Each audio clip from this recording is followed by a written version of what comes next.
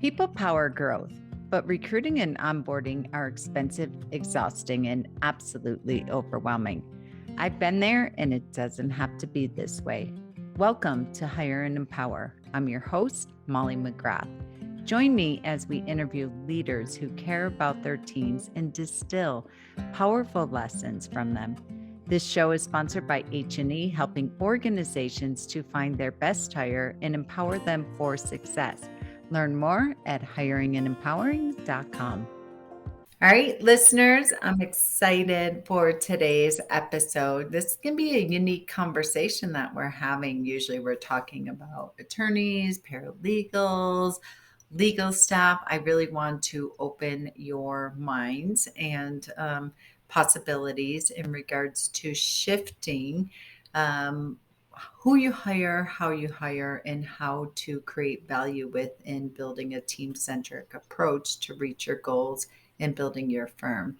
Today we have Pat Iyer of the Pat Iyer Group, and we are going to be talking about the value of legal nurse consultants. And this is, Pat and I met through the podcasting industry. And when I heard this term and this concept around legal nurse consultants, and we had a wonderful chat about it, I said, oh my goodness, I have to bring you on my show and to speak into the attorneys, especially our personal injury attorneys and law firms, and tell us about this concept. So, Pat, I am so delighted and excited and honored to have you here today. Thank you. Thank you. I enjoy being here and talking about a profession that I love. Yeah. So give us a little bit about your backstory, because I know you've already sold a business, and tell us, our listeners, a little bit about you and your story. Sure. I wrote a book in 1985 that was published in 1986. I co authored it with a couple of other nurse educators from the city of Trenton.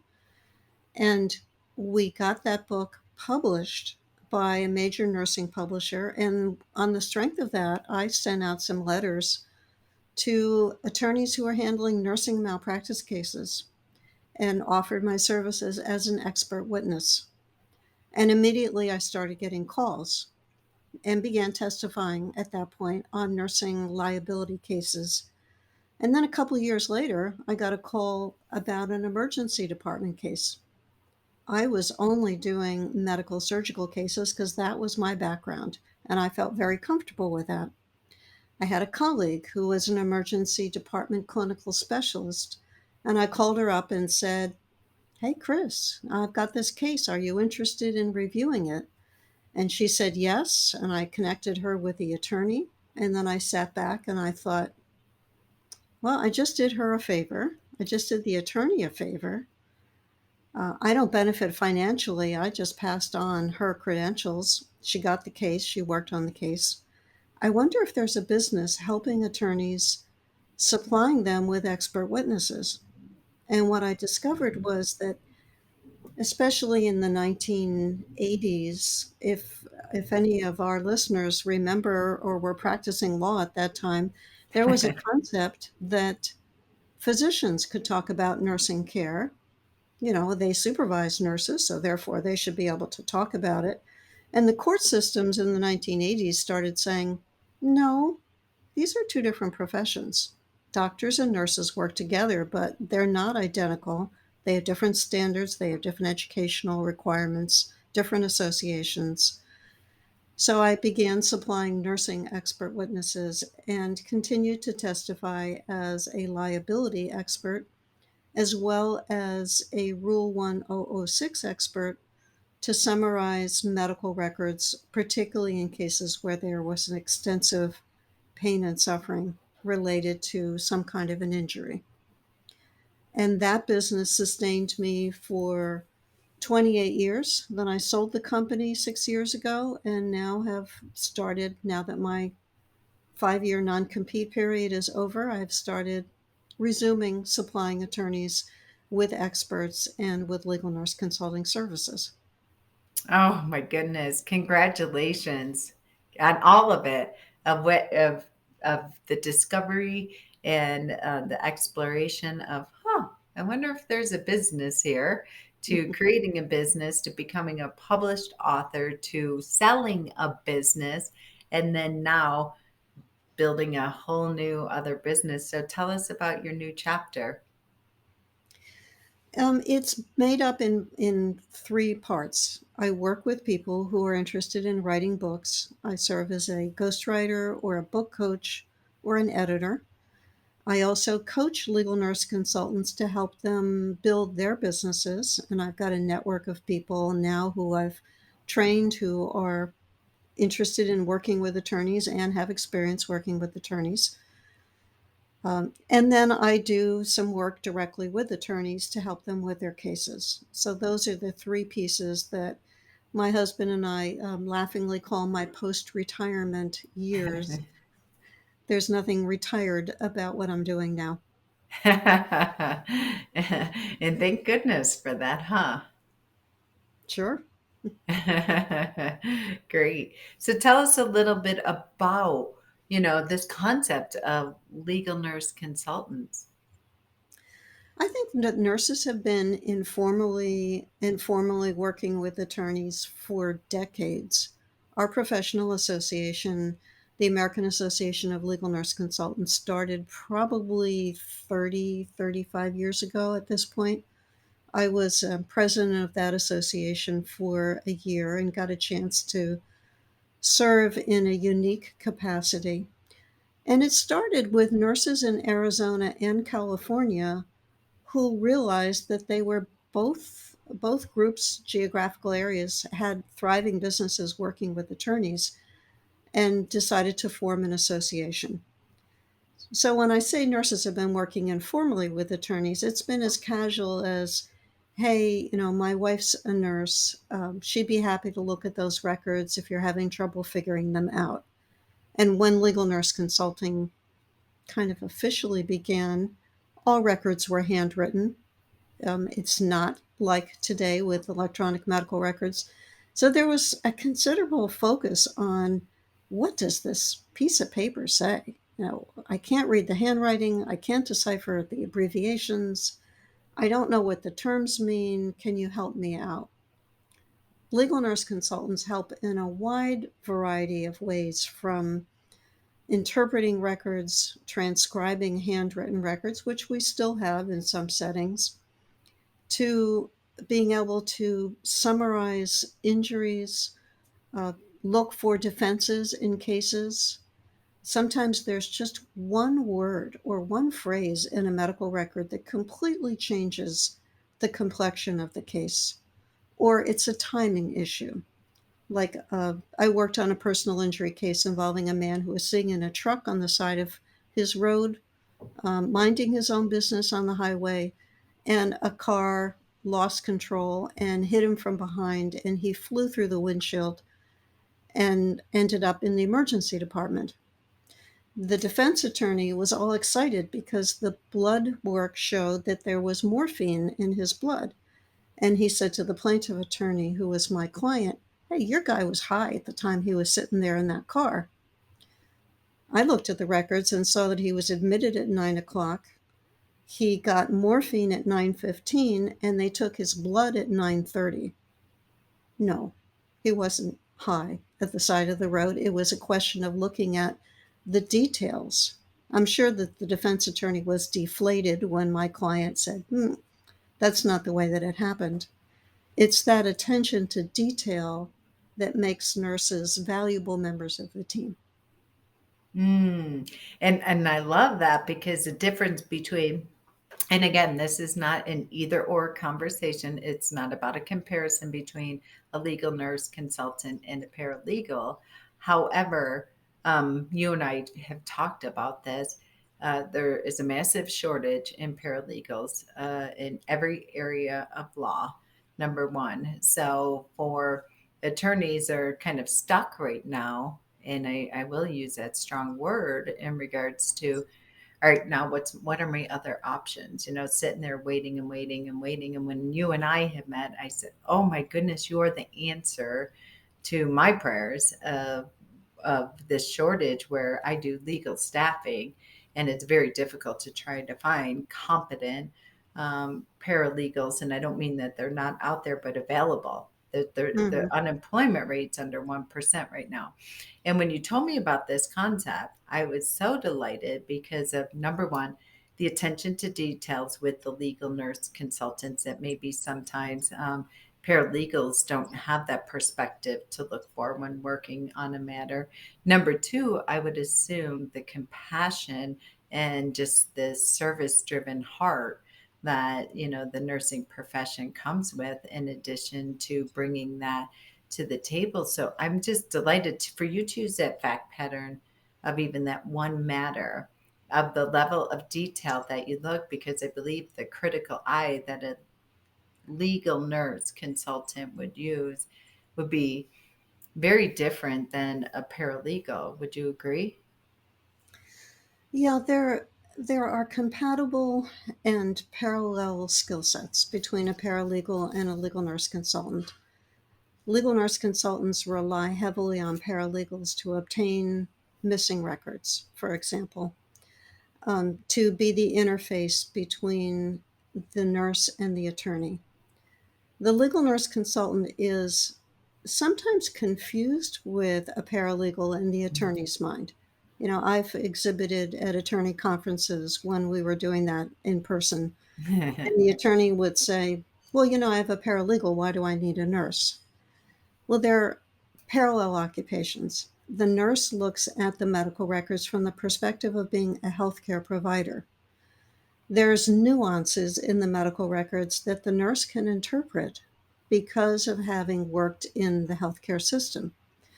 The paralegals who I've trained when I've taught them how to read medical records, they've said to me while I sit there with my online dictionary and I look up terms, and I use that to create the chronology. So the chronology could be created by a paralegal and by a legal nurse consultant. The difference is that the legal nurse consultant might look at what's missing, or what are the nuances, how to interpret that information, while the paralegal might be looking at what's on the screen and faithfully recording it, but not understanding the implications always behind what's in the medical record. As you're speaking, is almost looking at like a assembly line, if you will, so to speak, of how to move the matter through, because adding this layer of a legal nurse consultant, it's almost like the bridge between the paralegal and the attorney, so to speak, because paralegals are, if they're responsible for just all of it within the file, but you have the space and grace to do what you need to do, then hand it over to the legal nurse consultant.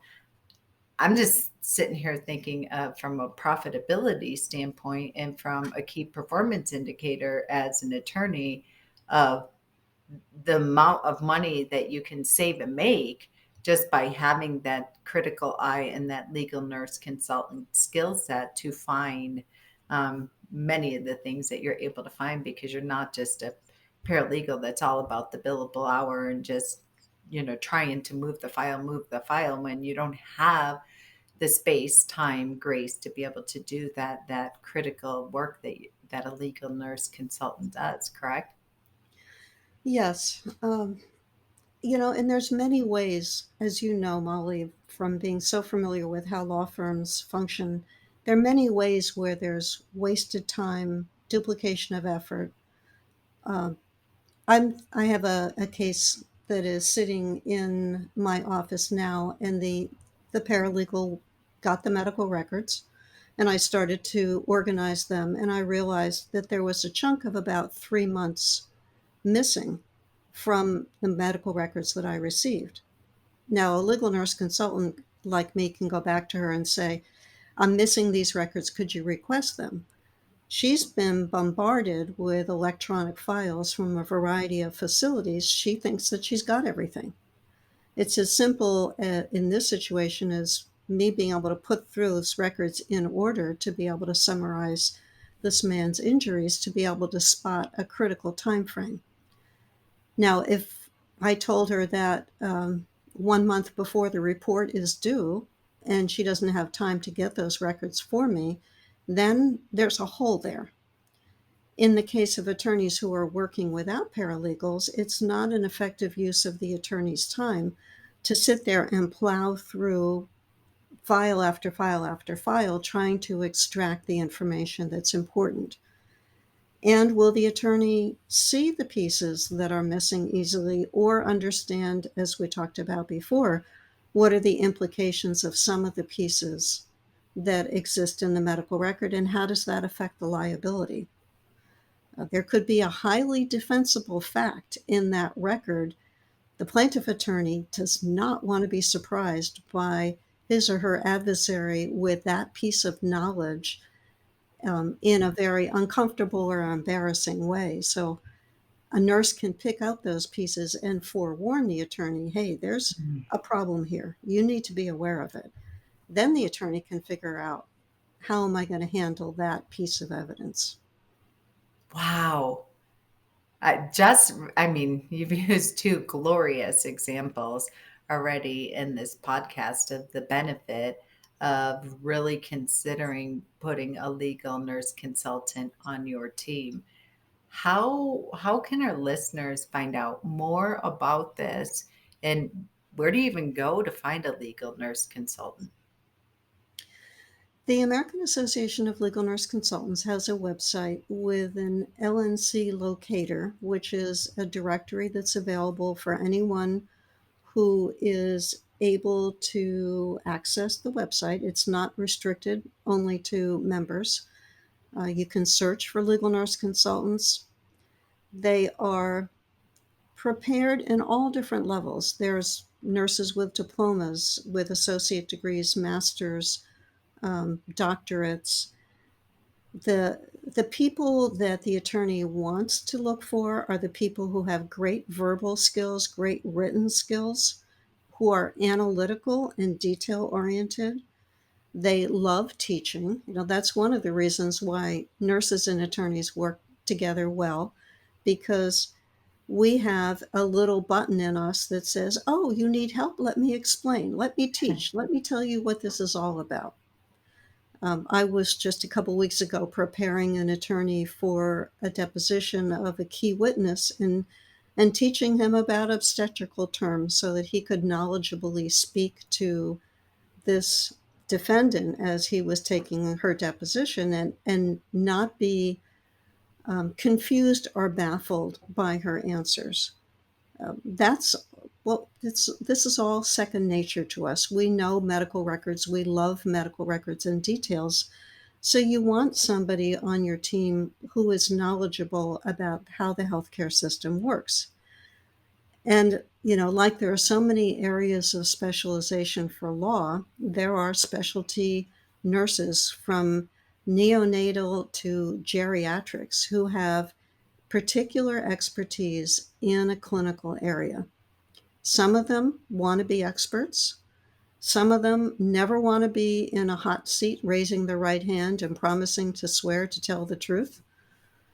The behind the scenes consultants are protected by work product confidentiality, so they can give information to attorneys and that is not discoverable. The only trick, Molly, is that if the attorney hires a nurse as a consultant and then says, you know what, I've decided I want you to be my expert, then the work product that was done before that decision could be Mm. discoverable. So it's important that the attorney be clear in hiring a nurse. Do I want you as an expert or do I want you as a consultant, to avoid that trap? Oh, very important. Thank you for that. Wow. So what's the name of that organization again? Can you repeat the link? Sure. It's the American Association of Legal Nurse Consultants. It's aalnc.org. Great.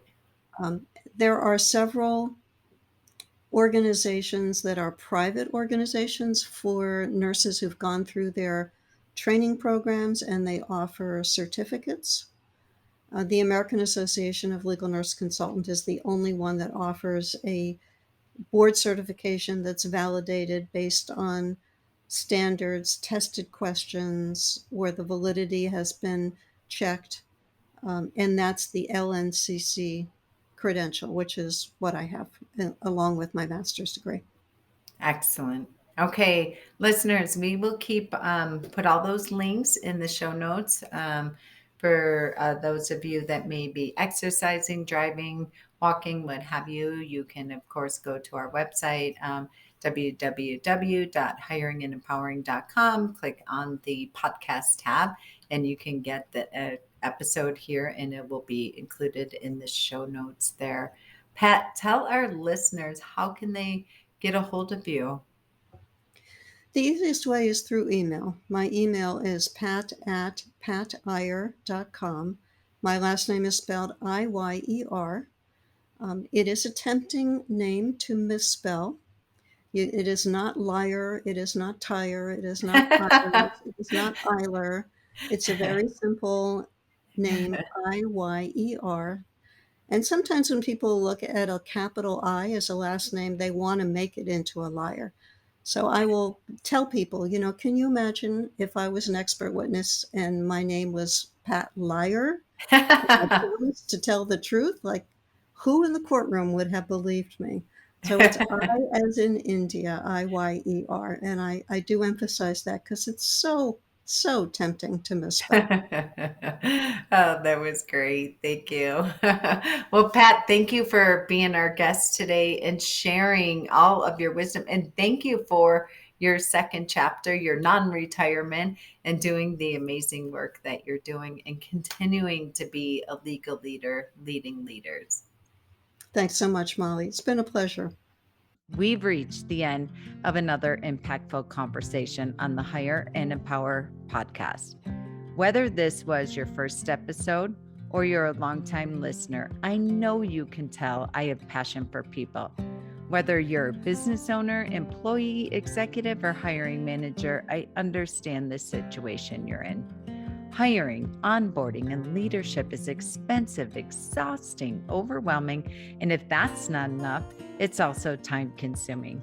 My friends, it doesn't have to be this way. There is a team at H&E that has your back. For over 25 years, they've transformed over 4,000 law firms into efficient, effective, profitable assets for their business and made it fun to come to work again. Check out our Smart Hire solution, our employee leadership program, and the 66-day law firm turnaround at hiringandempowering.com.